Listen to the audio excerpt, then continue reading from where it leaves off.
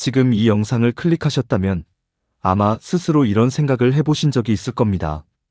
나는 왜 이렇게 완벽하지 않으면 시작조차 못할까? 왜 나는 이렇게 예민하고 혼자만의 시간이 그렇게나 간절한 걸까? 혹시 그 답이 태어난 날, 바로 일주 안에 이미 새겨져 있다고 하면 어떠십니까? 오늘은 명리학에서 가장 지적이고 섬세하다고 손꼽히는 일주, 계유일주를 완전히 해부해드립니다. 처음 들으시는 분도 걱정 마십시오.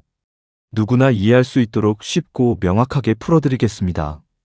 먼저 아주 기본적인 것부터 짚어드리겠습니다. 사주란 태어난 연도, 월, 일, 시를 각각 하나의 기둥으로 표현한 것입니다. 총 4개의 기둥이 있으며 이 중에서 태어난 날을 뜻하는 기둥을 일주라고 부릅니다. 일주는 단순히 생일을 나타내는 것이 아닙니다. 명리학에서 일주는 나의 본질, 성향, 그리고 무의식을 담은 가장 핵심적인 코드입니다. 혈액형이나 MBTI처럼 명리학에서 나를 설명하는 가장 강력한 한 단어가 바로 이 일주입니다. 그 중에서도 오늘 집중적으로 살펴볼 계유일주는 60개의 일주 가운데 독보적으로 지적이고 예술적인 감수성을 지닌 일주로 알려져 있습니다. 과연 어떤 이유에서인지 지금부터 하나씩 풀어드리겠습니다. 계유일주는 천간 계수와 지지유금이 결합한 일주입니다. 천간의 계수는 음의 물입니다. 겨울의 차갑고 투명한 물이 아니라 봄비, 이슬, 그리고 시냇물처럼 조용하고 유연하게 스며드는 물의 성질을 가지고 있습니다. 지혜롭고 부드러우며 상대를 포용하는 힘이 탁월합니다. 지지의 유금은 음의 금입니다. 이것은 원석이 아닙니다. 이미 완성된 보석, 날카롭게 갈린 칼, 그리고 가을 서리처럼 정제되고 완성된 금속의 기운입니다. 예리함, 완벽주의, 그리고 극도의 섬세함을 상징합니다. 이 두 기운이 만나면 어떤 이미지가 떠오르십니까? 바로 바위 틈에서 솟아나는 맑은 옹달샘입니다. 티 없이 깨끗하고 예리한 감각을 지닌 존재. 그것이 계유일주가 가진 자연의 물상입니다. 계유일주를 한마디로 표현하자면 이렇습니다. 겉으로는 화려하고 강해 보이지만 속은 한없이 여리고 남들의 보호 본능을 자극하는 외윤의 강형입니다. 강점을 먼저 살펴보겠습니다. 계유일주는 비상한 총명함을 타고납니다. 단순히 공부를 잘한다는 뜻이 아니라 남들이 보지 못하는 이면을 꿰뚫는 직관력과 다재다능함을 동시에 가지고 있다는 의미입니다. 또한 남을 돕고 싶어하는 선한 마음이 본성 깊이 새겨져 있습니다. 그러나 빛이 강하면 그늘도 깊은 법입니다. 계유일주가 가진 약점도 솔직하게 말씀드려야 합니다. 예민한 신경으로 인해 상처를 쉽게 받고 개인주의적인 성향 때문에 고독을 경험하기도 합니다. 그리고 자신이 쏟아부은 노력에 비해 결과가 기대에 못 미칠 때 스스로에게 가장 가혹한 비판자가 되기도 합니다. 이 부분 어디선가 익숙하게 느껴지시지 않습니까? 혹시 지금 이 설명이 자신의 이야기처럼 들리신다면 오늘 이 영상이 분명 도움이 될 것입니다. 이제 계유일주가 왜 이토록 독특한 지성을 갖추게 되었는지 그 구조적인 이유를 설명드리겠습니다. 명리학에는 십신이라는 개념이 있습니다. 십신은 나와 다른 오행들의 관계를 나타내는 10가지 신을 말합니다. 계유일주의 가장 강력한 무기는 바로 이 십신 중 편인입니다. 편인은 4차원적인 천재성, 예술성, 그리고 특수하고 깊은 전문 지식을 의미합니다. 일반적인 정인이 교과서적인 학습을 상징한다면 편인은 남들이 가지 않는 길, 독창적인 방식으로 세상을 탐구하는 힘을 상징합니다. 계유일주에서는 일지의 유금이 계속해서 계수, 즉 나 자신을 생해주는 구조가 만들어집니다.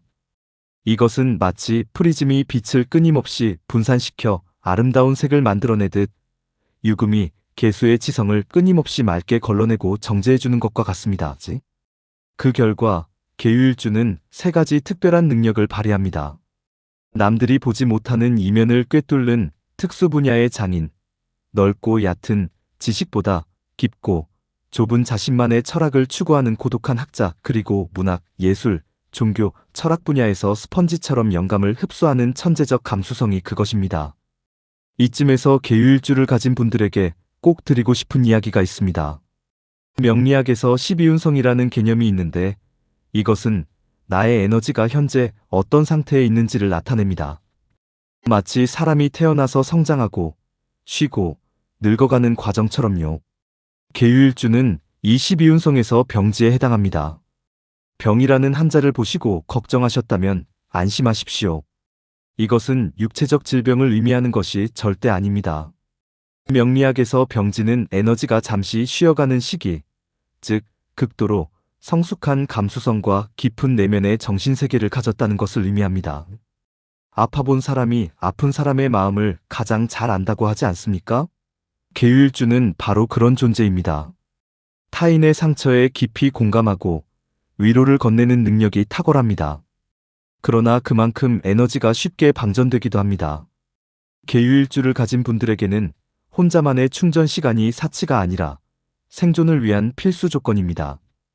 그 예민함 때문에 지쳐 있다면 그것은 나약함이 아닙니다. 오히려 그 깊은 감수성이 여러분의 가장 큰 재능임을 기억해 주십시오. 또한 계유일주는 물질적인 풍요보다 정신적인 가치와 소박한 평화를 더 중요하게 여기는 경향이 있습니다. 세상의 기준에 맞추느라 스스로를 소진시키지 마십시오. 그렇다면 계유일주는 어떤 환경에서 가장 빛을 발할 수 있을까요? 머리와 기술을 함께 쓰는 전문직이 잘 맞습니다.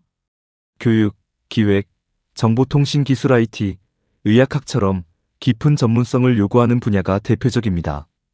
예민한 감각을 살리는 예체능 분야나 문학적인 작업도 계유일주의 재능이 빛을 발하는 영역입니다. 그리고 사람의 마음을 치유하는 상담, 철학, 종교 분야 역시 천생 어울리는 길입니다. 반면 몸을 혹사하는 거친 육체노동 환경이나 복잡하고 시끄러운 사내 정치가 만연한 대규모 영업 조직은 계유일주에게 가장 소진되기 쉬운 환경입니다. 재물에 대해서도 중요한 조언을 드립니다. 자신의 재주를 과신하여 이것저것 버리기보다는 한 우물을 깊게 파는 것이 성공의 열쇠입니다. 넓게 퍼진 빗물보다 깊이 파인 우물이 더 오래, 더 풍부하게 물을 공급하는 것처럼 말입니다. 계유일주의 인간관계 방식은 매우 독특합니다. 관계에서 넓고 얕은 인맥보다 좁고 깊은 소수의 진정한 내 사람을 선호합니다. 결벽증적인 성향으로 처음에는 사람을 까다롭게 가려 사귀지만 한번 내 사람이라고 결정하면 끝까지 헌신하는 것이 계유일주의 방식입니다. 연애에서는 겉으로 강하고 독립적으로 보이지만 그 내면의 여린 면이 상대방의 보호 본능을 강하게 자극합니다. 지적인 대화가 통하는 사람, 그리고 자신의 예민함을 비난하지 않고 포근하게 안아줄 수 있는 듬직한 사람에게 끌리는 경향이 있습니다. 혹시 지금까지 내 마음을 제대로 이해해주는 사람을 만나는 것이 어렵다고 느끼신 적이 있으십니까? 그것은 여러분이 까다로운 사람이어서가 아닙니다. 단지 여러분의 깊이에 맞는 깊이의 사람을 기다리고 있기 때문입니다.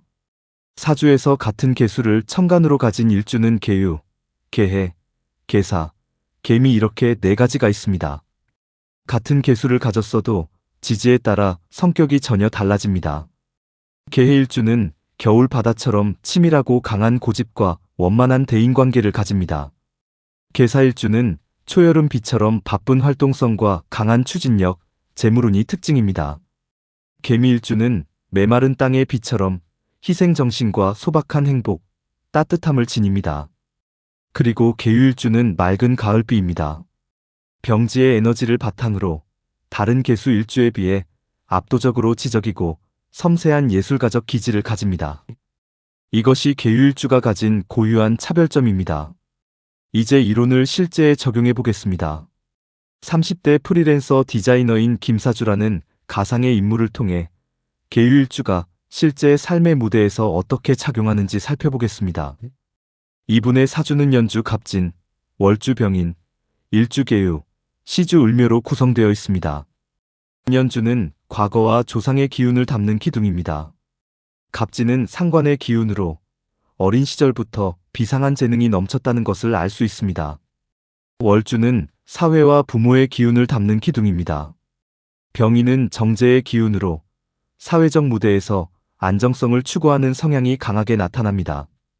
시주는 미래와 자식의 기운을 담는 기둥입니다. 을묘는 식신의 기운으로 이분에게 창작 활동과 풍부한 표현력이 미래의 열쇠임을 나타냅니다. 그리고 이 모든 구조의 중심, 일주계유는 편인의 기운으로 예술적 감각과 예민한 본성이 이분 삶의 핵심 엔진임을 보여줍니다. 더 깊이 들어가 보겠습니다. 김사주 씨의 사주를 분석하면 매우 아름다운 흐름이 보입니다. 인력 측면에서 보면 일지의 유금이 끊임없이 일간 계수를 생해주는 구조가 형성되어 있습니다. 이것은 지치지 않는 아이디어와 영감의 원천이 내 안에 이미 갖추어져 있다는 의미입니다. 편인의 힘으로 아이디어는 마르지 않습니다. 출력 측면에서 보면 내면의 예민한 예술성인 계유가 시간의 을목과 월간의 병화를 만나 디자인이라는 아름다운 결과물로 세상에 표출되는 완벽한 흐름이 만들어집니다.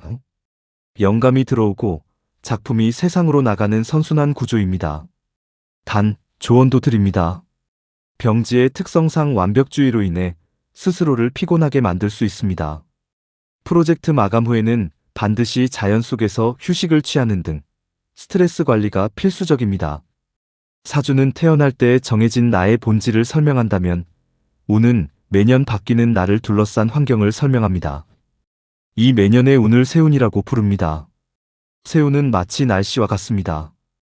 타고난 나의 체질은 변하지 않지만 어떤 해는 맑고 어떤 해는 폭풍이 올 수도 있습니다. 날씨를 미리 알면 우산을 챙길 수 있듯 운의 흐름을 미리 파악하면 삶을 훨씬 지혜롭게 항해할 수 있습니다. 예를 들어 계유일주에게 무술년이 온다면 어떨까요? 무토는 계유일주에게 정관의 기운으로 작용하여 직장운이나 사회적 명예가 들어오는 긍정적인 시기가 됩니다. 그러나 동시에 일지, 유금과 술토가 서로 부딪히며 전문성이나 업무 환경에서 스트레스가 발생할 수 있다는 점도 미리 알고 대비해야 합니다. 운은 피하는 것이 아닙니다. 일기예보처럼 미리 알고 준비하는 내비게이션입니다. 지금까지 계유일주에 대해 많은 이야기를 나누었습니다. 마지막으로 계유일주를 가진 분들에게 드리고 싶은 3가지 진심 어린 조언을 전해드리겠습니다. 첫째, 예민함을 무기로 삼으십시오. 주변에서 때로는 피곤하게 느끼는 여러분의 완벽주의와 예민함은 사실 여러분만이 가진 탁월한 전문성의 다른 이름입니다. 그것을 부끄러워하거나 억누르지 마십시오. 다듬으십시오. 둘째, 혼자만의 공간, 즉 동굴을 만드십시오. 계유일주는 에너지가 쉽게 방전됩니다.